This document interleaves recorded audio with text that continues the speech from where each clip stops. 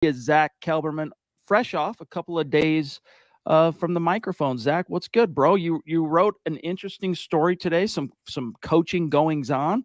What's the very latest? I just don't know what year I'm living in, what simulation I'm living in. The fact that Rex Ryan, of all people, is the top candidate reportedly to become the Broncos defensive coordinator. And if that's not weird enough, we got wind last night and an interview tomorrow featuring VJ. Vance Joseph coming back to Denver as defensive coordinator. It's totally unscripted, in my opinion. People talk about the NFL being rigged, but I don't know who saw this coming. Certainly not me. And the last candidate, like you mentioned, I wrote about was Chris Richard.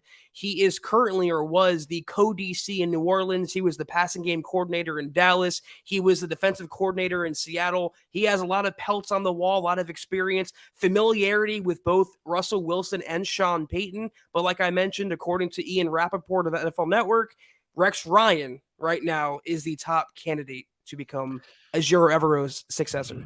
I don't hate it. I do not hate the prospect of Rex Ryan returning to the coaching ranks. Sounds like to me he's getting a little bit bored, all right, in the media thing. And he kind of hung up his clipboard at, I guess you can see it because he was coming off two.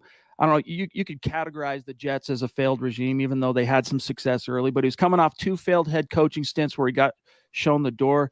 Could have gone right back into the grinder, but he steps away. I think he's bored. I think he's kind of wanting to get those competitive juices going again. And look, we could say what we want. There's a lot of jokes that can be made about Rex Ryan, but the one thing not to joke about is his defenses have always been very, very good. And that is really what the bottom line is here. D Generation X, what's up, bro? Good to see you. Appreciate you jumping in with very generous top rope super chat. And a topic here in his super chat, very much on point. He says, this Rex Ryan thing as defensive coordinator reminds me of Pat Shurmur, old, out of touch with the modern day NFL. Don't we all know about how big of a screw up Pat Shurmur was?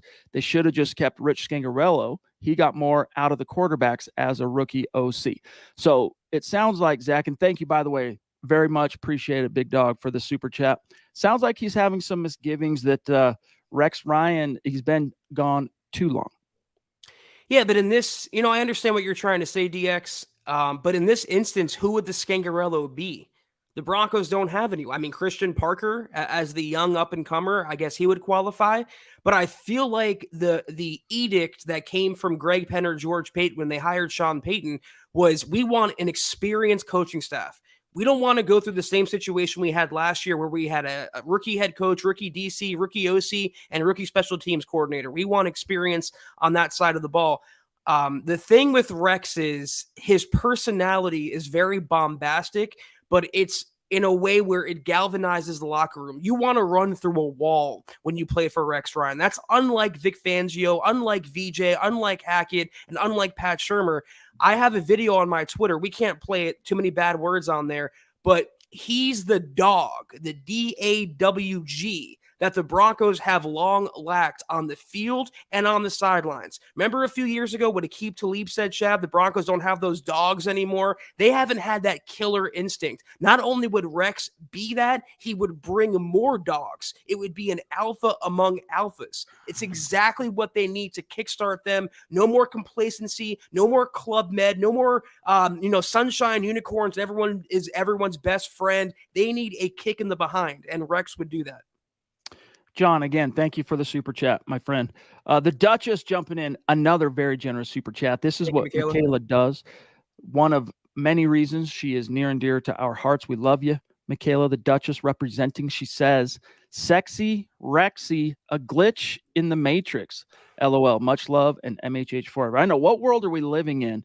If I would have told you this time last year, Zach, that a year from now, Sean Payton will be the Broncos head coach, Russell Wilson will have produced like the worst season in his career, and Rex Ryan is likely defensive coordinator, you would laugh me out of the room.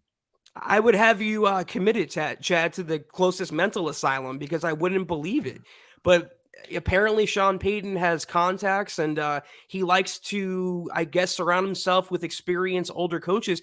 The special teams coordinator could be Mike Westhoff, who goes way back in the Jets days as well, similar to Rex Ryan, but even further than that. I believe he's 75 now, but he's hiking mountains, as he put on Twitter, Mike Westhoff is, and he's meeting with the Broncos, I believe, tomorrow. So experience is the buzzword here in Dove Valley under Sean Payton. Indeed. And it's exciting. Guys, lots more to get to, including many super chats and comments that are stacked up. We're going to get to it, but it's been a few days with Mr. Producer on vacation for the last week. We haven't had an updated list for the month of February. Here are your super chat rankings. As you know, at the end of this month, we will take the top 5 finishers on super chat. That's cumulative. Okay. Names go in a hat, draw it. That winner gets a Broncos jersey of their choosing, and we send it out as a thank you for their support. So right now, the top 5, Deanna Hendry, Lady D at the top, Gary Palmer, number 2, the swashbuckler himself, the Duchess, who we just heard from at number 3, Michaela Parker, D-Dub, one of our longtime friends and supporters, Dale at number 4, and then number 5, a newer name, at least as it relates to the top 5, that's Renardo Scavella. Appreciate each and every one of you. And then look, just a few obvious people we know, key contributors, key super chat superstars just outside of the top 5, F.A., Luke, Sam Bam, Ethan from the DWI guys. So there's your updated list of the super chat rankings for the month of February. Diving back into the stream, though, let's grab BK, who says, and thank you for that super chat, my friend. He says, Desai or bust for me. Fangio, he's a Fangio Fox disciple, smart, got a master's degree, a doctorate, and a professor for a couple of years. So definitely Sean Desai got a big brain on him. Do you like him as a possibility? Who's your ideal solution here tonight for defense coordinator, Zach? Is it Rex? Is it Desai? Is it who do you like the most and why? Well, the one person we're not talking about because he hasn't gotten an interview is Mike Zimmer. And I feel like he could be, what they need in terms of stability, experience, but not being, too aggressive or too out of touch, too over the hill. I don't know Zimmer's status with Colorado and Deion Sanders. Desai, I understand the Vic Fangio recommendation, but what does it say that Fangio recommended him? They interviewed Desai and they went out and are courting Rex Ryan and Chris Richard and Vance Joseph now.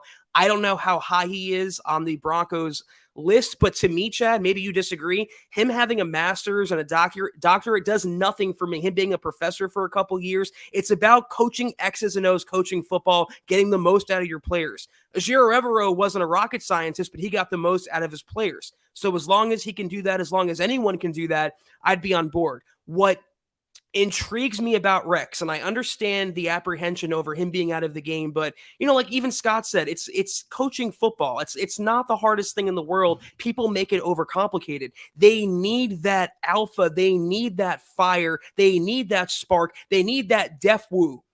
Don't even F with us, the Derek Wolfe credo. They need more of that. They haven't had that in so long. He's aggressive.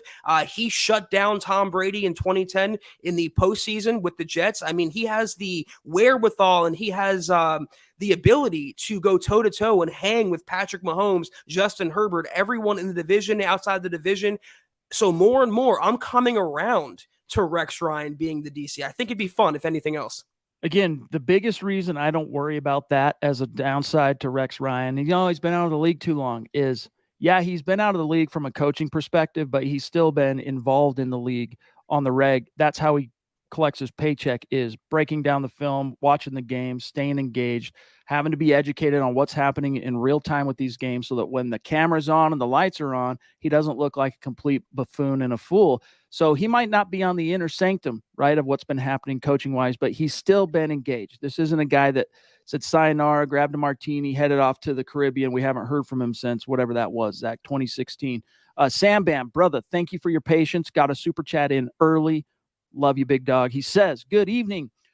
Pardon me. Not sure what to make about Rex Ryan as a potential DC. It's nice to have a former head coach as a defensive coordinator, but he has been out of the league for a while. Your thoughts? And he's saying obviously no to Joseph. Sam, I think we've gotten this one. We've already kind of gone down this path, but Zach, this was, in fairness, because I want to steel man this a little bit, this was one of your initial concerns about Rex Ryan, the idea that he's been out of things for a while. So if you've come around, as you said earlier, what has kind of mollified your thoughts on this? again, I wish we can play the video, just some of his speeches and how he approaches a locker room and team building. You'd be hard pressed to find a former player of Rex Ryan's in Baltimore and Buffalo and New York that has a bad word to say about him. They love playing for Rex Ryan. Players like Bart Scott followed Rex Ryan from one stop to another. He has an ability to kind of endear himself to every type of personality, similar to Wade Phillips, and similar as well in that he's aggressive, Chad. He gets after the quarterback. He's not passive.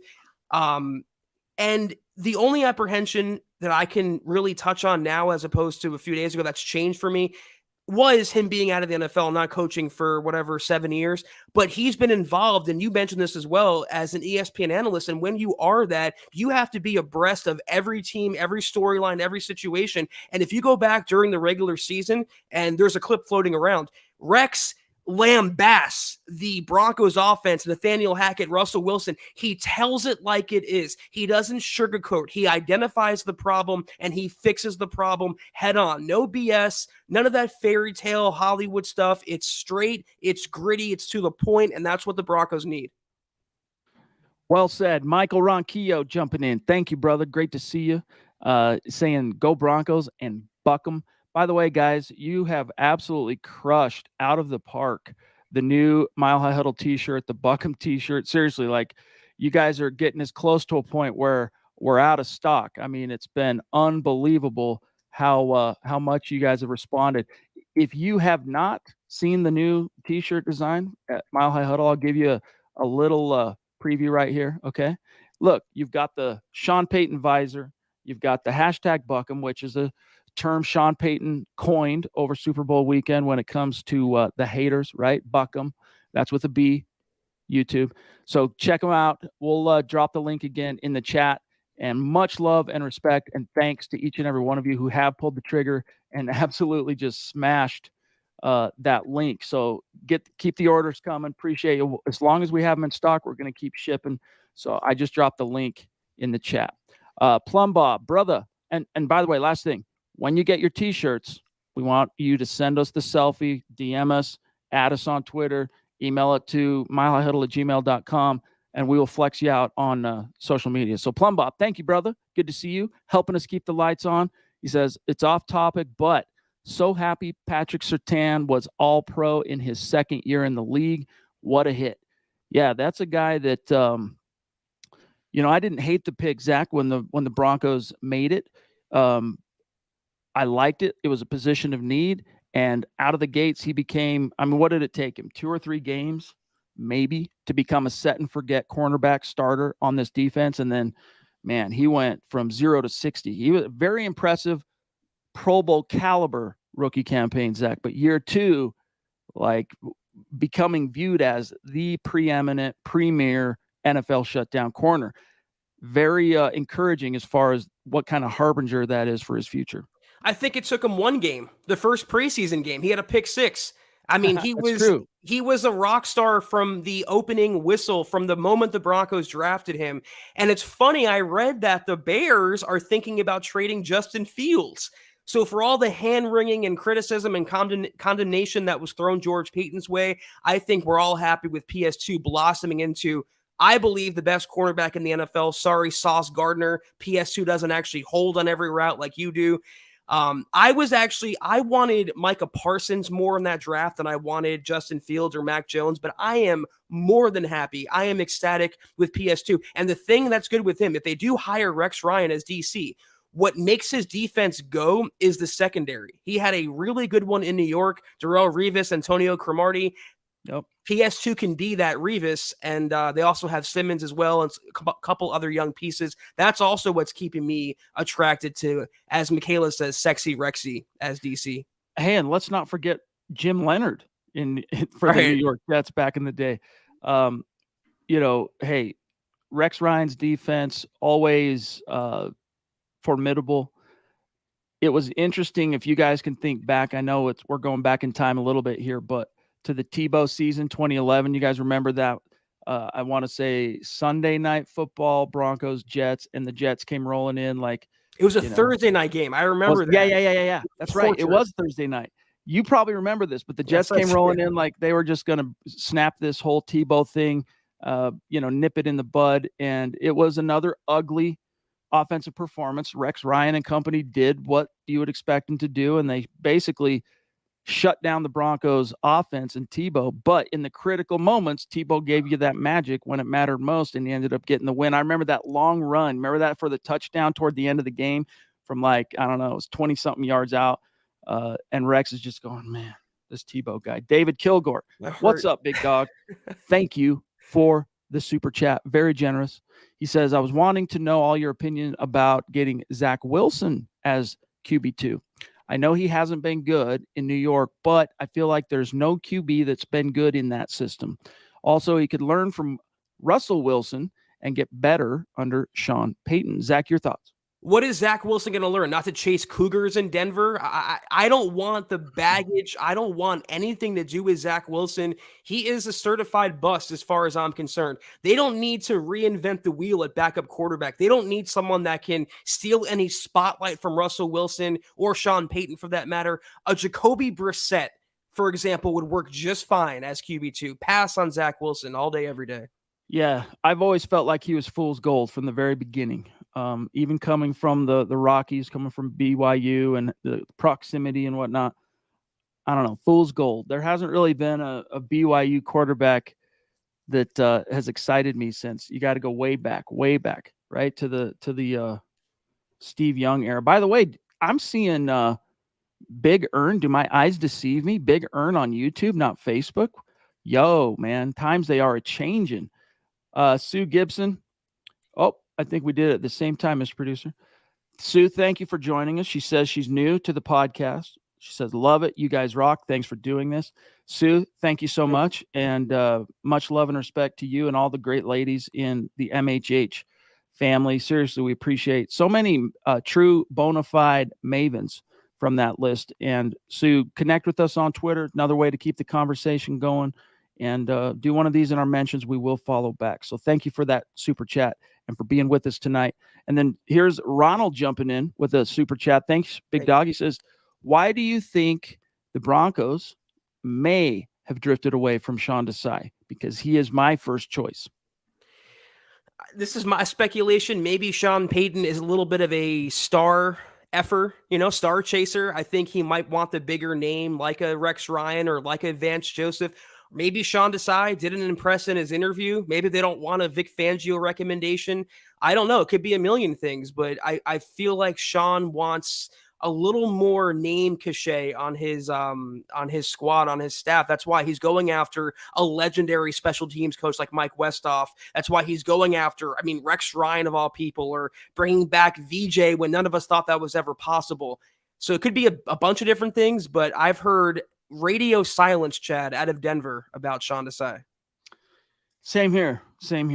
I don't know. I think if you're looking for skins on the wall, it has been a few years, but Rex Ryan, of the list of candidates we know the Broncos have shown an interest in, he is the most proven when it comes to that. So, look, it doesn't really concern me that much that he's been out of the league for a few years. Again, if he was chilling on the beach like Mr. Producer was the last week or so, this entire time he's been out of the league, maybe I'd be a little bit concerned, but not really. He spent his entire life, literally, Rex Ryan, since he was knee-high to a grasshopper because of his father, Buddy Ryan, in the NFL, in and around football. This dude has forgotten more than any of us will probably ever know. He's a lifer about the X and O's. So, Garth Knight, brother, thank you for the super chat. One of our great regulars, a bona fide superstar.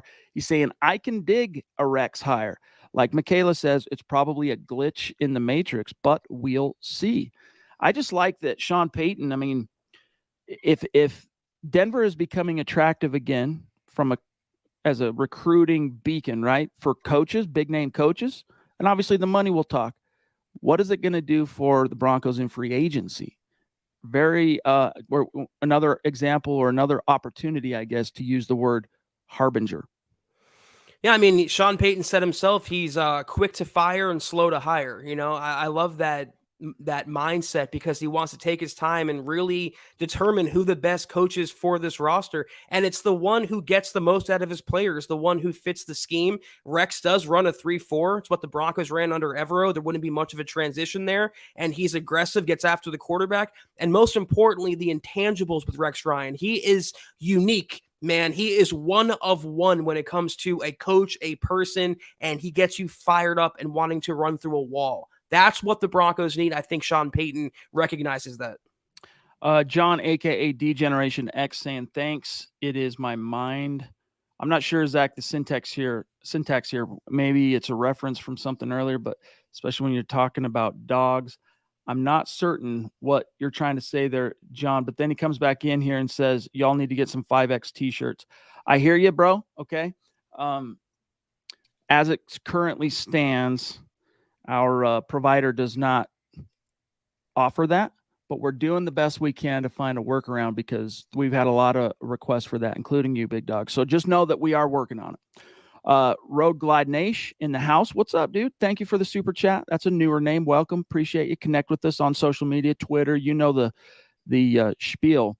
He says, Chad and Zach, how do you guys feel about how long it's taken to put together the staff? And also, do you have any info on the new strength and conditioning coach? Zach, I'll let you grab the strength and conditioning thing, and I'll just tell you this. The whole NFL was kind of guided by all the teams in the hiring cycle this time around were guided by this new, not necessarily requirement from the NFL, but this new policy prescription, this recommendation to be more thorough, take more time in making your coaching hires. Nothing makes billionaires sit up at their seats a little bit closer, Zach, than seeing laid out bare on a big screen for everyone the millions and millions of dollars that get wasted in coaching hires that end up having to be fired and whatnot. So I just think that whole philosophy really has guided this entire thing. And then, of course, Sean Payton, the additional wrinkle, guys, is, you get Sean Payton at the end of January or beginning of February. I'm trying to remember exactly when it was announced. But then he's got to complete and finish his commitments and obligations to Fox Sports. So while he's trying to hit the ground running with the Broncos, doing his thing, he's also got to keep one eye on what's coming up on the Super Bowl week and having all his Super Bowl ducks in a row and making all the rounds. I'm sure that had a little bit of a impact, Zach, on the timeliness or lack thereof of some of these hires. But at the end of the day, Road Glide Nation, it doesn't matter how long it takes as long as Sean Payton makes the right hires. Exactly. That's, I think, what Sean Payton feels as well. With the strength and conditioning coach, we've heard one name so far, and that's Dale Wimp. I can't pronounce his last name. It glitches my brain, but he was with the Saints, longtime S&C guy there. Apparently their injury situation was much better than the Broncos was, and that's not hard to do when you have 25 players on IR. We can pull Declan Doyle. Oh, no, that's tight ends coach. Tight ends coach. Yeah, it's Dale Wimper. I literally cannot pronounce his name, but longtime S&C guy who knows Sean Payton, and he's got to be a step up from Lauren Lando. If you can try, Chad, that'd be great. Take a shot at that. I'm going to see. Hold on. Stand by. I'll circle back, though, since we got to keep it going. Yo, from Thailand, what's up? See? Proving, once again, Broncos country, not a geographic location. It's a state of being, baby. Appreciate you. Good to see you checking in from Thailand. Phil in Tucson, another hashtag state of being badass in the flesh here, saying, good evening, Priest and Deacon Scott. We would definitely have some great pressers with Rex. Yeah, you would get that one per week. That would definitely be appointment viewing with Rex Ryan. Zach, when the season rolls around, you'd be hearing from him once a week. So we'll see. I'm honestly hoping for that. I don't quite know what to make of the Vance Joseph reporting, other than, to go back to your phrasing, the kind of star chasing. But seriously, I don't understand. Look, maybe it's a coincidence. As you know, as a general rule on our show, we don't believe in coincidence. Okay. Maybe it is a little bit this time around, though, because there is always the exception that proves the rule, that two of the most prominent names linked to Sean Payton's interest for defensive coordinator just so happen to be very recent former Denver Broncos head coaches. But it's it's hard to cross. So much water under that bridge. Like, it's really hard to overcome that, especially, Zach, when it's still so much in the recent past. I mean, I guess VJ, we're getting out there. We've now reached about a half decade since his last season here. So I don't know, but for me, I got Rex ranked number 1, but I'm not going to shed any tears if they don't get him, depending on, Zach, who the actual hire ends up being. Well, the Broncos would have some good weeks of practice with VJ. They wouldn't cover tight ends very well, but they'd have good practices. Apparently, it's Dale Rimple. That's how Scott laid it out for us. Pretty good pronunciation guide there. So Dale Rimple. They couldn't pick a better first name for him, his parents. C'est la vie on that, though. Rex, listen, guys, if you have Twitter, after the show, go on my Twitter and go look up where I posted the video of Rex Ryan. We can't show it, too many curse words, but if you're not fired up by that, and we're all sitting on our couches behind our computers watching that, but these are players that are going out there and risking life and limb and blood, sweat, and tears because of what he does in terms of motivation. I mean, even the famous snack speech, Chad, that he gave on Hard Knocks, he goes, do you all understand what I want from y'all? And he's like, okay, let's go eat a damn snack. I mean, who doesn't want to be coached by that? Who doesn't kind of get attracted to that and get inspired by that? I know I would. So that's what he brings to the table, on top of being one of the brighter defensive minds of this generation. My screen just froze for a second. That's as I go back and forth from tabs, and I try to do at times, as you guys see me do, the share screen stuff every once in a while. Depending on what tab I'm trying to share, that tab might have a lot of data and it slows things down. So my apologies. Mike says, Mike Reno, good to see you, brother. Appreciate you. He says, if Rex is hired, it will be interesting how his criticism of Russ will be received by the offense. An interesting point, because as you mentioned earlier, Rex Ryan, as an analyst, didn't hold back. But I think Russell Wilson, Zach, probably knows as well as anybody they were deserving of for a lot of, not the individual, some of the stuff with Russ got a little out there, like it got a little axe to grindish, right, in terms of how some people really tried to crucify this dude last fall. But for the kind of just straight up X's and O's guys that were critical of Russell Wilson, like Rex Ryan, I think Russ knows that there was plenty of subject material there for them to sink their teeth into and turn the page. He's not looking in the rear view, Russell Wilson. He's face forward. I mean, listen, Russ said himself he wants to be coached hard by Sean Payton, but I feel like that hard coaching can trickle down to the rest of the staff. And what I mean by that, was there anyone in the Broncos building, I mean, any coach that would go up to Russ last year and say, listen, you're not playing well at all. You're playing pretty craptacular. No, I mean, from Hackett to Oughton to Stukes to Ajiro Evero, no one really approached Russ in that manner. They all held him to this godlike stature for whatever reason. He had his own office and blah, blah, blah, parking spots. Rex Ryan and Sean Payton as well, but Rex is the type, especially if his defense is going up against Russ in practice every single day, he'd go to him and be like, Russ, you're playing like crap right now. You're not good at all. That's what he needs to hear. He needs that, force yourself to look in the mirror, come to Jesus talk, whatever it is. Rex can provide that while also boosting up the defensive side and really create competition, Chad. I hate the expression pressure creates diamonds. It's so cliche and I believe scientifically untrue as far as I know, but that's what the Broncos need. They haven't had enough competition. They've had fractures on the offense and defensive side. This is a way for them to all come together cohesively and be one heartbeat. That's well said, bro. And by the way, that was one of my favorite comments in the chat tonight.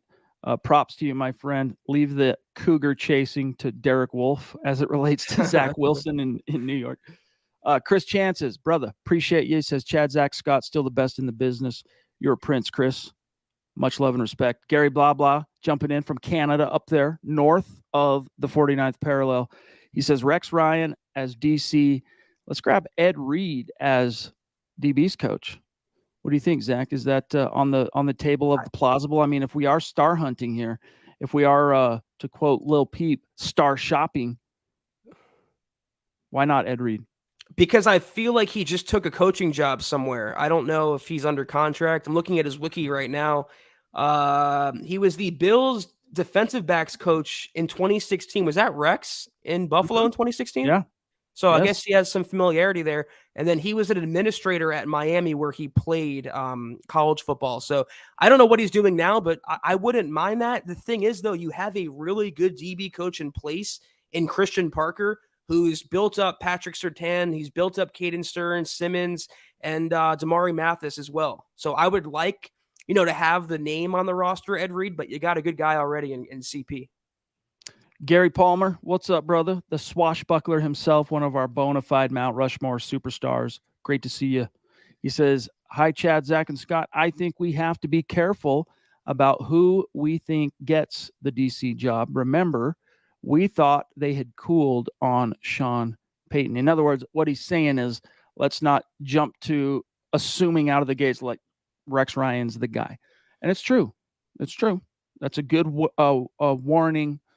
Word of caution, but is reporting right now, Gary, as of that report came out today, right? That Rex is currently the favorite to take the job, and so it must be a nice paycheck too that the Walton Penner Group is willing to offer on behalf of Sean Payton to lure Rex Ryan away from that cushy ESPN gig. I think under the Penner Walton ownership, their regime, we're not going to get many leaks out of Dove Valley. No one's going to really know what's going on. There'll be a couple people like Schefter or Kliss that can get a scoop, but we don't really know anything. And I think that comment holds water. But Sean Payton was billed as the favorite all along, and they hired him. Rex is considered the favorite for DC, so that would mean I think they're looking in that direction. I don't know where the VJ interest came from, though. It's just that's so out of left field for me, Chad, that I can't really process it yet completely. Yeah. John, aka DGX, jumping in to say, ease my mind is what he was trying to say in a previous super chat. Autocorrect screwed that all up because I talk into my phone where I had Parkinson's. I can't type. I'm sorry to hear that, dude, about Parkinson's. That's definitely no joke. I've seen that close to home in my family, and that's unfortunate, my friend. So don't sweat it. Thanks for clarifying. Appreciate the support. Colby, Triple C in the house saying busy with work, but I watched the entire pod later. You guys rock. Love that, Colby. However you guys enjoy the podcast, we just love hearing that you watch it now, you watch it later, you listen later. I mean, we've got this great live community that joins us every single night, but we also have tens of thousands of people who listen on demand just on the download side. So each and every one of you within the sound of our voice, we love you. We appreciate you supporting what we do here at MHH. Thank you.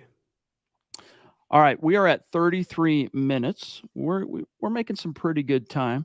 I'm just doing a little perusal here of the chat, and then there's a couple other topics I want to get to here tonight. Zach, let's sketch this out a little bit further with Vance Joseph, just for the sake of our conversation here. Let's try and get behind the eyes of Sean Payton. Is it really just star shopping? Or, I mean, because VJ has had a couple of good defenses in Arizona. Didn't really put one together that 1 year in Miami. His defenses in Denver as head coach were okay, but he still had vestiges of that Super Bowl unit. Not the whole unit, but vestiges. When Joe Woods got too big for his britches, Vance stepped in. Defense did look better when Vance Joseph would take over play calling duty, whether it's coming out of a halftime or here and there. He did take over defensive play calling as the Denver Broncos head coach. And then you get to Arizona. He had a couple of really productive years as a coordinator, and then one not so good one. So what is it about Vance Joseph that is intriguing? Because the thing that Sean Payton has to understand, whether it would have been Vic, even with Rex, with VJ, is too many personalities, right? All of a sudden you've got all these type A alpha dogs coming in. VJ comes with his own batch of drama and different storylines attached to him. And it's like the old saying goes, especially from a leadership vision perspective, too many cooks ruin the broth. I mean, who knows? Maybe Johnny Bolin, the blood of Denver, put in a call on VJ's behalf. Remember that old video that was, they were in the backseat of some car doing God knows what together. I don't know. I don't get the lore of VJ, who's not regarded like a Rex Ryan, not regarded like even a Vic Fangio, some defensive mastermind. His defenses in Arizona, they were top 15, I think, the first couple years, which is okay, but they really fell off this past season.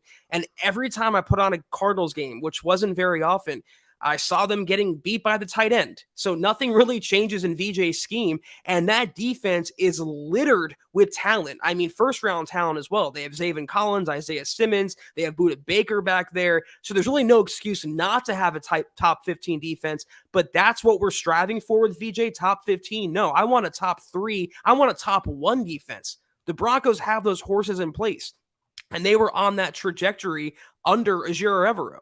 And it sucks that Evero's gone, but they need to just slip someone in that's as aggressive and as flexible with the personnel as he was. And to me, that's not VJ. Todd Ostendorf saying, hey, we're talking about Ed Reed. Why not Champ Bailey for, like, say, DB's coach? Well, it's kind of a little bit interesting as far as a topic to kind of crack open a little bit here, because obviously Hall of Famer, but there's the Sean Payton connection.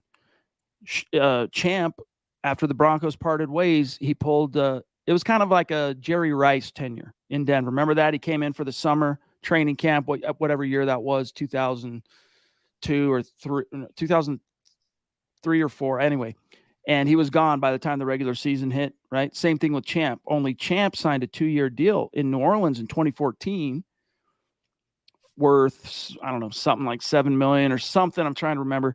Didn't make the final roster. But there is that Sean Payton connection, because Champ Bailey signed there in large part because of whatever recruiting efforts were made by Sean Payton. But here's the kicker, gang. Correct me if I'm wrong, if somebody knows something that I don't, but Champ Bailey post-playing career, it's not like he's holding a coaching position here, or he's trying to intern over there, doing anything. All of a sudden to come into the coaching ranks, you've got to really want that. You got to really want to grind that, because it is a grind. NFL coaching, even as a position coach, it's basically a 365 job. And I think Jeff Saturday in Indianapolis proved that just because you're a former legendary player doesn't mean you can coach. So just bringing in Champ Bailey because he's Champ Bailey doesn't serve much purpose, especially when you already have, again, a really good fast rising DB coach in Christian Parker, who I'd much rather retain than gamble on someone like Champ Bailey, who you just noted, Chad, doesn't have much coaching experience. Garth Knight, number 2 this evening. Thanks, big dog. He says, between Richard Sherman and Pat McAfee as a mouthpiece for Aaron Rodgers, dragging on Wilson last season, I'm sure whatever Rex said pales in comparison. Yeah, I mean, there was a lot of shade that it got to be a lot of bit petty. It got to be like guys with axes to grind. But we talked about this last year. Russ, especially when things started going south, but even before that, Zach, he was making himself an easy target in terms of the Broncos country let's ride thing, and like doggedly sticking to that no matter what. The Subway commercial, the B-roll of him saying Broncos country let's ride for the NBC Sports Sunday Night Football promos and all that. Like, he did make himself an easy target. A lot of the things that he would say at the podium when things were going south, just like oblivious to the outside perception or even the reality at times, it felt like, Zach, of what was actually happening on the field. But a lot of this stuff, like he's talking about with Richard Sherman and some of the other guys, it felt personal. Exactly. That was going to be my point. I mean, I was going to mention the high knees as well, where Russell Wilson made himself that meme, made himself a target, but it veered into unnecessary territory. It veered into personal, bringing up his wife, bringing up his kids, bringing up his mental state and everything off the field. Rex Ryan called Russell Wilson out for his play, like we all did. I mean, we're fans of Russ. We want him to succeed. We're bigger fans, Chad and I, than I think most other analysts or podcasters out there, but we also called a spade, and Russ was not playing good and certainly not warranting that contract. That was the point that Rex made, but there were too many other people that it became derangement.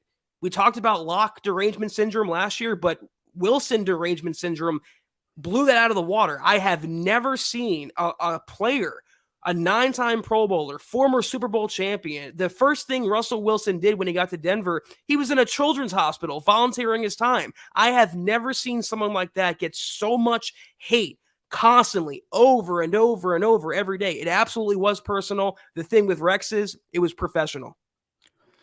And even the high knees thing. If the Broncos, what was that, on the plane ride to London, that was week 8. If the Broncos were, let's say, 4-3, 6-2 going into that week, that would not have even been a storyline. No one would have even latched on to him talking about, I used that trip while we're in the air. Some other guys are sleeping, but I'm working out. I'm doing this. I'm preparing. That would have just been in one ear, out the other. But because it was, slow news days, basically, it was like, hey, let's latch on to this. It was pile on. It was kick a man while he's down type stuff. And look, when a guy deserves it for his play on the field, by all means. There were just at times last season where it got a little bit beyond the pale. Michael Ronquillo, bro, throwing down some massive stars. Thank you, on Michael. Facebook. Love you, big dog. He says, these stars are for Broncos country and all the Mile High Huddle podcast hosts. And Scott, go Broncos. And hey, why not buck them, right? Buck them all the way. Thank you, Mike. You're a prince. Thank you, Michael. You're absolutely one of our foundational members. We appreciate your support every single day. I want to add on one quick thing to what you were saying. If that was Mahomes, for example, doing high knees on a transatlantic flight, I mean, all these bootlicking media members would have to change their pants. But when Russell Wilson does it, it's the end of the world and put him in Guantanamo. That's how they treated him. I've never seen someone get so much unwarranted hate. I have, though. You know who that was? You mentioned him earlier, Chad. Tim Tebow. And you know why he got that hate? Because of his Christian beliefs, because of his religious beliefs. He wasn't going out there and doing what Deshaun Watson did or what Ray Lewis did off the field all those years ago. He was a football gamer and he just was himself and he expressed himself, but that's not good enough. But what Russ has been getting in the age of social media and Twitter and everyone having a platform looking for clout, I have never seen anything like that. And I hope he gets his revenge to shut all them up. Yeah, that's basically what Twitter in particular has become, right? It's just like the cesspool march clamor for clout. Gary Palmer, brother, number 2 tonight. We love the swashbuckler at MHH. He says, some of these interviews may be Sean Payton turning over every rock just in case he stumbles upon a gem. MHH for life. Buck 'em. Thank you, Gary. Yeah, I think he's just being thorough. I think, he and a lot of teams, they're just taking their time this time around. We'll see what comes of it. But I would not, honestly, guys, I would not be alarmed by the fact that you're looking at, February 16th and the entire coaching staff is not flushed out yet. A lot of teams are in that position right now, Zach. Yeah, all the teams that hired 5 teams are in the same boat. They all hire new head coaches, and that's the way the NFL structured it. They did it so you're hiring later in the offseason, no more early January coaching hires are done, and then you have to start filling out your staff. So I'd rather Sean Payton be thorough. I'd rather him find his guy who he feels comfortable with than either being forced to coach or forced to hurry up his process. Renardo jumping in with a very generous super chat. Renardo, in case you missed it at the top of the show, you're currently ranked top 5 in the month of February on Super Chat, and this is only going to bolster your standings all the more. So you're going to probably be in the running if you keep this up through February anyway for the drawing for a Broncos jersey of your choice. But thank you, dude. Very generous, helping us keep the lights on here. Love it. He says, I would love to have Champ Bailey on our defensive staff. Let's build a dream team coaching staff and do the darn thing. Yeah, again, Scott, I don't know if you still got that comment handy, but that would all be fine and dandy. But Champ Bailey doesn't coach. That's the thing. Ed Reed, he's dabbled in coaching. Champ Bailey, he doesn't coach. Deion Sanders, that was weird, right? Think about this. Deion goes however many years post-playing career in media, TV, all that stuff. And then all of a sudden, out of the blue, he goes, I'm going to go be a coach. And he goes, and now he becomes, a coveted NCAA head coach. It's happens, but I've not seen or heard anything that would lead me to believe Champ Bailey is interested in returning to the NFL through the coaching ranks. But if he were, by all means, dude, I mean, that guy would be an absolute well of technical and strategic knowledge when it comes to defensive backs. Some of the best coaches, head coaches or assistants are former players, but just because you were a player doesn't mean you are coaching material. And that's the only basis you guys have for the argument of Champ Bailey is he was a legendary Bronco. Well, that's all well and good. But again, look at Jeff Saturday and the Colts last year. I mean, it doesn't necessarily correlate. If he has some experience, if he was looking to cut his teeth, I'd say bring him aboard as a defensive, even a quality control guy or an assistant defensive backs coach. But just because he's Champ Bailey isn't merit enough to bring him and get rid of CP in the process.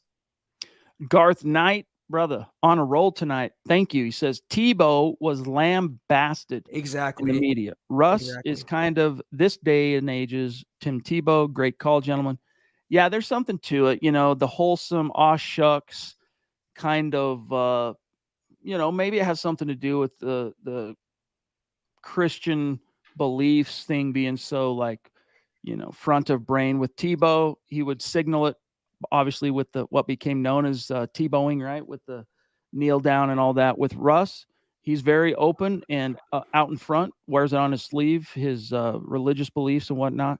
That's part of it. But I think the other aspect of it is he's genuinely perceived as a guy that's pretty squeaky clean as it relates to, some of the vagaries, some of the trappings, Zach, that are out there for famous sports athletes and rich guys. He's pretty squeaky clean. And so it makes him a target in the eyes of people who want to tear him down. I want to hold my tongue so bad, but I'll just say, Tim Tebow was killed for kneeling, but there's another player I can recall that was praised for kneeling. So it has to come down for Tebow to him being Christian and expressing that. And that wasn't deemed cool enough for the social club, for the cool kids club out there. And that's what social media is. That's what Twitter is. And it's so much worse, infinitely worse now than it was in the Tebow days. And you're seeing it with Russ. It's whatever's popular, whatever fad people want to jump on. There is no individual think anymore. It's all group think, and people jump on the latest trend. It's disgusting to me. Lawrence saying a second ago, beers on Michael on Facebook, throwing down. Amen to that. Thomas, thank you for the super chat, my friend. He says, what do you think about getting a higher priced backup quarterback to really light a fire under Wilson? Say Jimmy G, Baker Mayfield, or heck, he says, even Daniel Jones would be incredibly healthy to see the competition. I feel you, Thomas. I do. Okay. I'm not going to try and put your take down at all, but I'm still a little bit traumatized by the QB1 open competitions in Denver from 2016 through basically till Russ got here. I don't want that. I don't think it's necessarily, if you don't know your quarterback one is the best option, then you don't have a quarterback one. You got to know that going in. Doesn't mean you don't have a backup plan. Doesn't mean you find the best possible QB2 that you can find. But for the sake of competition, I think we learned from 2016 through 2021 that it's a little bit overrated if you don't have the dogs, if you don't have the horses, backup caliber quarterbacks vying for QB1, it avails you not. So, but I am all about upgrading Brett Rippon. I'll tell you that much. Brett, you want to talk about players getting into coaching? That's a guy that should do a beeline into that ASAP. He stands to make a lot more money. He stands to have Zach a much more prolific, long-lasting career the sooner he gets on that path. But we'll be talking a lot about quarterback options as far as the backup stuff. A lot of articles, Zach, have already been flying around milehighhuddle.com from different writers about that very subject. But your thoughts?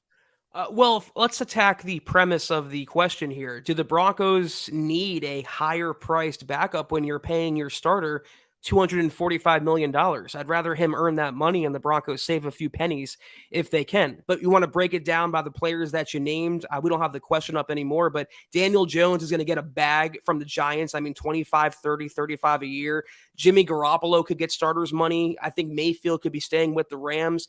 So you're going to aim a little lower. I mean, people talk about Gardner Minshew. I don't think he's a great QB2. I want Taylor Heineke or Jacoby Brissett if the Broncos go in that direction where you sign and hand money to a veteran number 2. But the good thing about having Sean Payton is coaching, coaching, coaching. So if you take a Brett Rippon like talent, for example, and you have the coaching in place, elite coaching, you can make that guy into a long-term QB2. So you can draft a quarterback, for example, and make him the QB2 because you have the coaching in place. But higher priced, throwing more money at the problem when you're paying, again, a $250 million to one guy, I don't think that's the solution. Mike says, hey, thanks, I'm sure, for the props, but he says, I don't drink. And you know what, Mike? I feel you on that. I don't drink either. Very often, like once in a decade, maybe. But as a rule, I don't drink either. Savage Boy Kev, Zach, he's trying to trigger you right now. Nope. But since we're winding down, we're about out of time, and we want to get at least one Twitch question in. He says, Zach, on a scale of 1 to 10, how mad are you that Melvin Gordon got a ring and is flexing it? I'm not mad, man. Like, Melvin's going to be Melvin. He even admitted it. He goes, I ain't even do anything. I got carried to this ring, and he's posting with the Lombardi trophy. He's a mercenary, and I think he even realizes that. This is going to be the highlight of his career and the highlight of his life. He managed to latch on to the Chiefs practice squad, and now he's a champion. So, whatever. Moving on.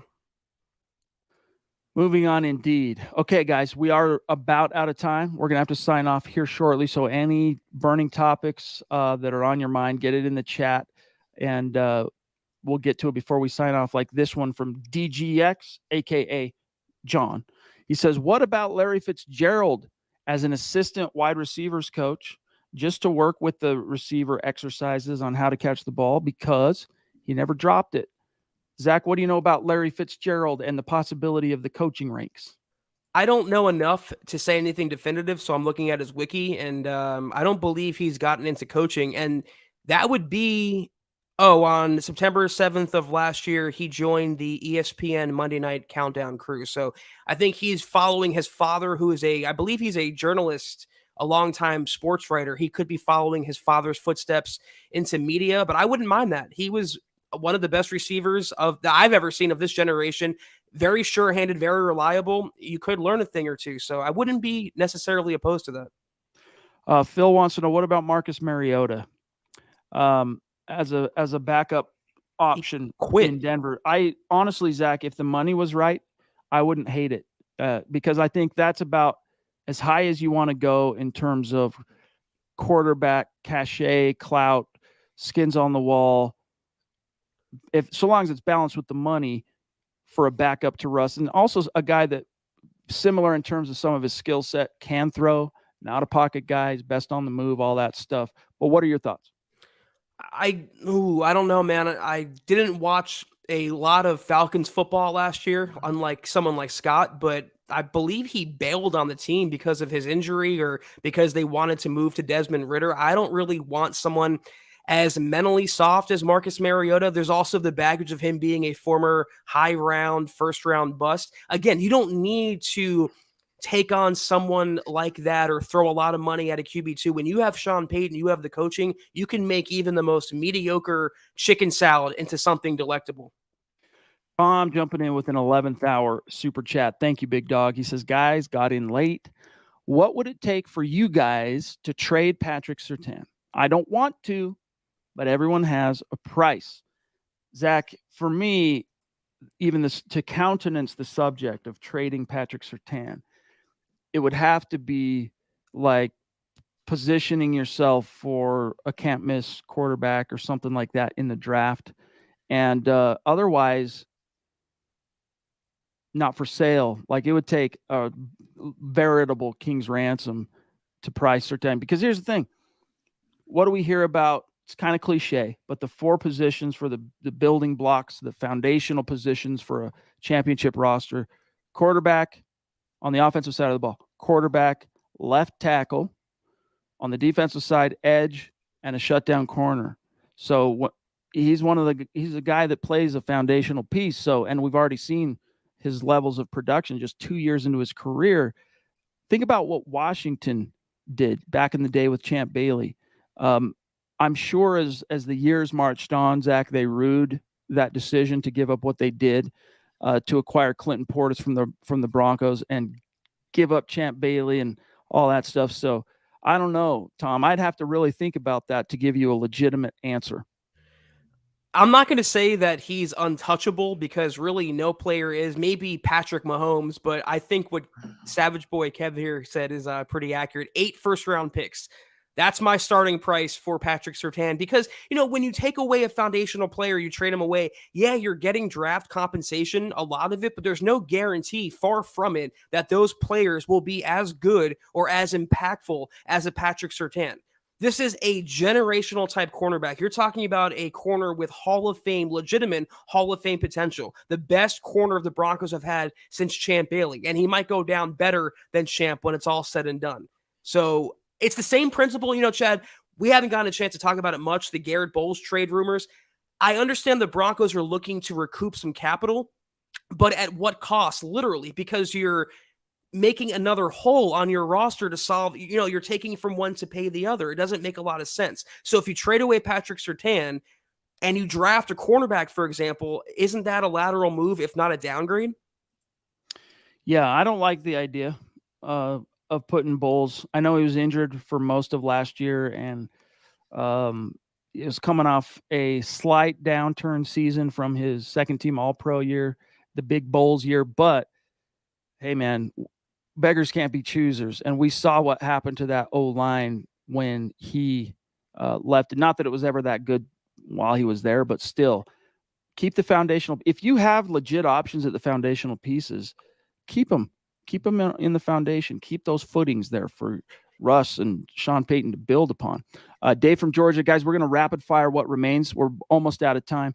He says, and thank you, brother. He says, has anyone asked Steve Atwater if he wants to coach DBs? Interesting point. Sounds like a better Miller Lite commercial we're putting together than a coaching staff.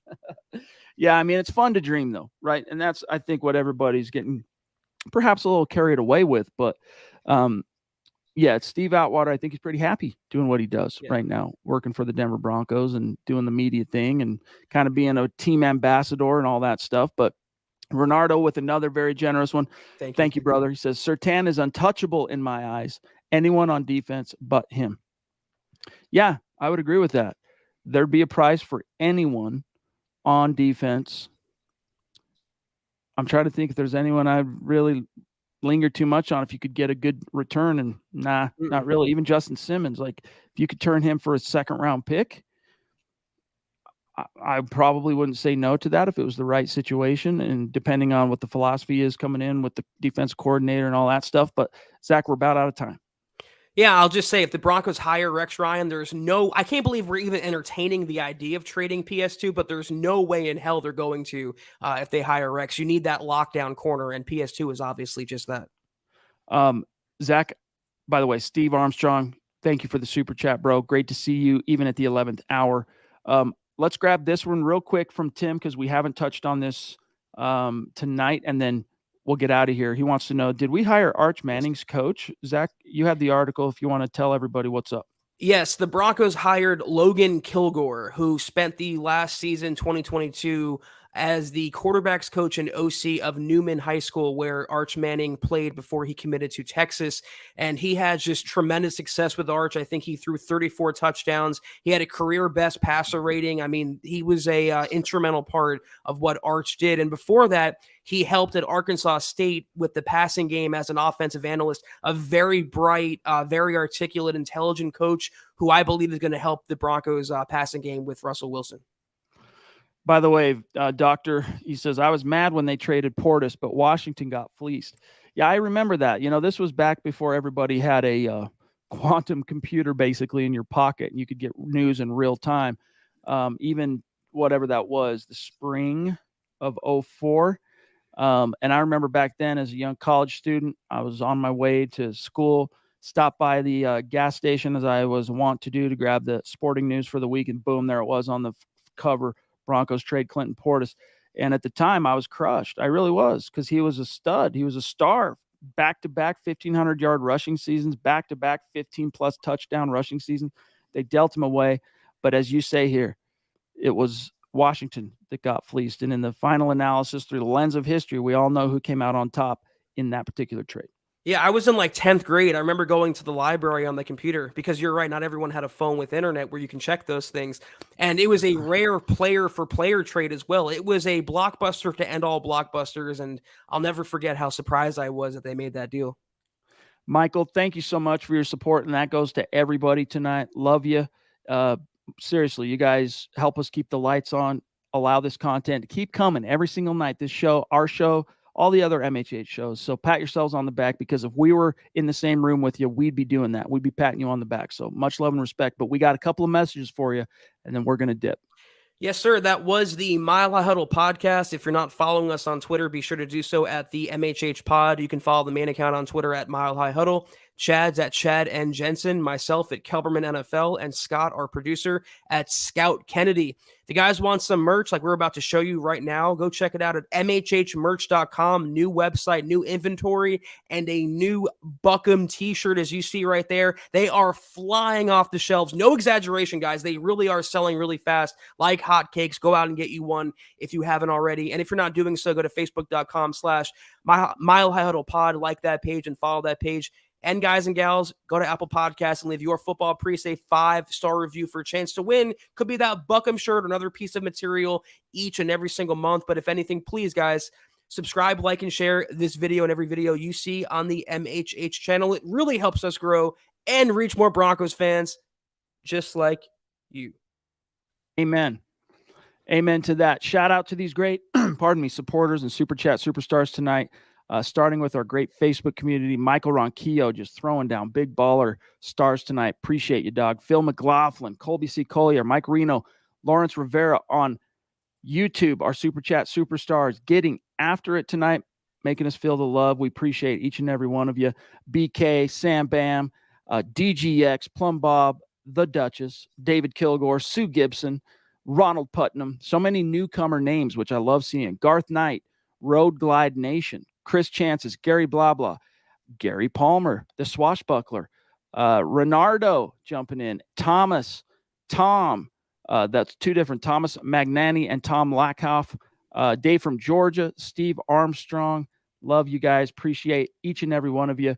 One quick message before we dip on out of here, guys. Go check out brand new single from my band, Bridge the Gap, just dropped today, Over the Target.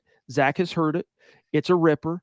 It'll blow your hair back a little bit. All right. So be prepared, but go check it out. Pull it up, Bridge the Gap, Over the Target on Spotify, Apple Music, wherever you get your tunes. Check it out. And other than that, guys, have a great weekend. We'll see you Sunday. Can't wait. Take care, guys. And as always, go Broncos.